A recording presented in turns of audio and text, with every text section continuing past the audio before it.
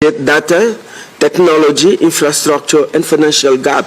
The current financing tools and available finance do not match the scale of the needs to support African Union member states, NDC's, NAP's strategy and framework. Excellencies, Africa needs to invest between 7 to 15 billion US dollar per year by 2030 to enhance its ability to adapt to climate change.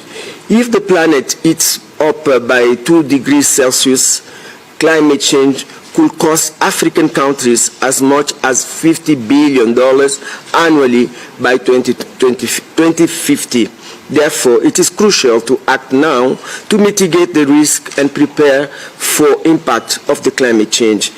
Excellencies, with these remarks, let us take the group photo first. I don't know if chairperson is ready. We should take a group photo before we give the floor to our chair to chair the. Any provision, secretariats?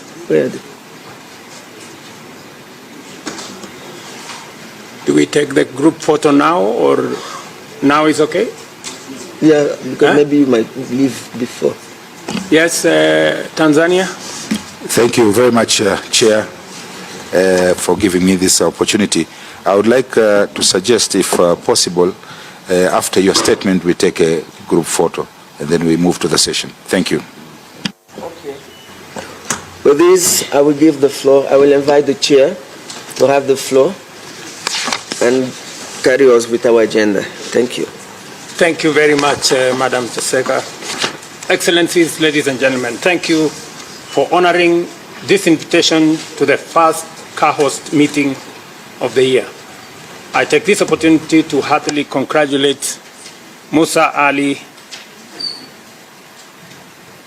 for his election as the new chairperson of the Africa Union Commission, and allow me to commend His Excellency Musa Faki, our outgoing chairperson, and His Excellency Joseka Sako, right here with us, Africa Union Commissioner for Agriculture, Rural Development, Blue Economy, and Sustainable Development, for their exceptional leadership in advancing Africa's climate agenda and strengthening this committee's work.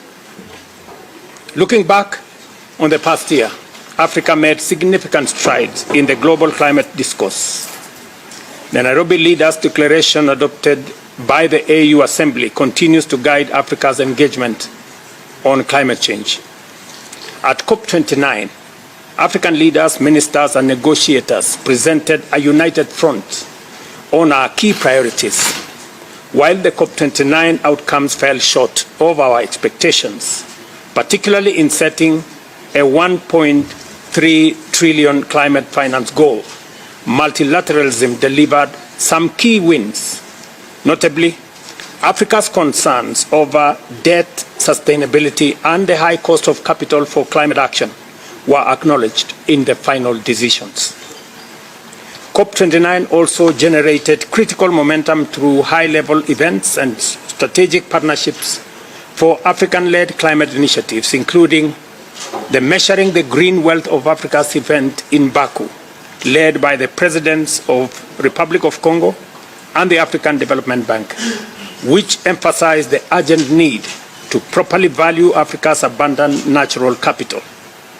There was also the Africa Green Industrialization Initiative and Accelerated Partnership for Renewables in Africa, both of which seek to unlock Africa's renewable energy potential to drive industrial transformation.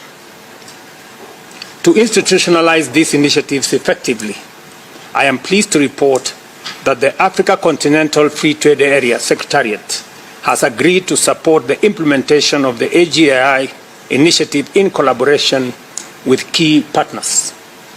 Allow me also to commend the government of Tanzania for successfully hosting Mission 300 event in Dar es Salaam last month.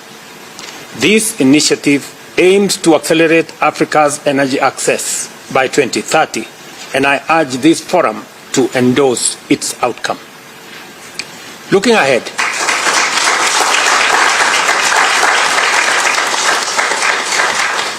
Looking ahead, 2025 presents both opportunities and challenges for Africa's climate action agenda. We must capitalize on the following key areas and moments.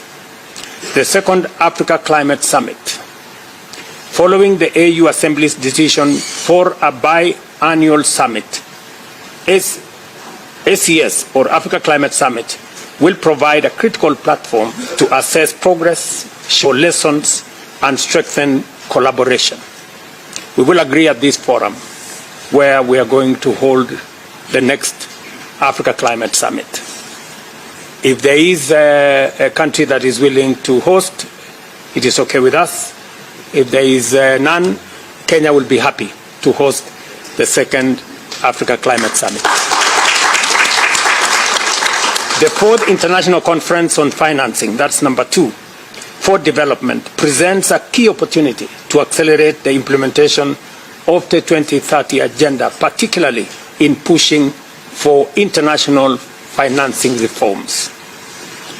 Number 3, South Africa's G20 presidency, combined with the AU's G20 membership, offers a strategic opening to advance Africa's collective interests on climate finance and debt relief. Number 4, COP30 in Brazil is a pivotal moment to push for ambitious global climate action, rebuild trust, and enhance international cooperation.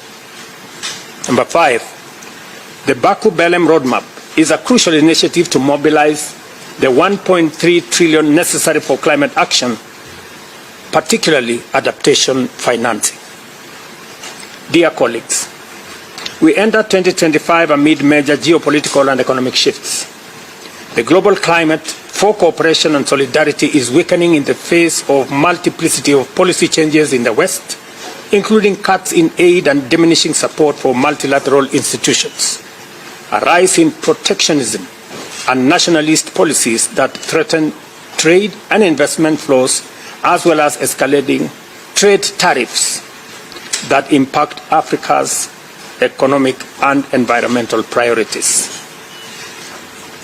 The withdrawal of the United States from the Paris Agreement and the rise of far-right leadership in key economies could prove a major obstacle to climate cooperation and financing.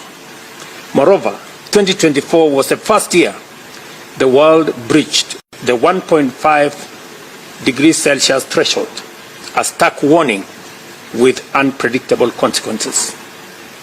Despite these changes and challenges, Africa must remain proactive, defend multilateralism, and demand the fulfillment of international obligations. The submission of new nationally determined contributions this year offers a strategic opportunity.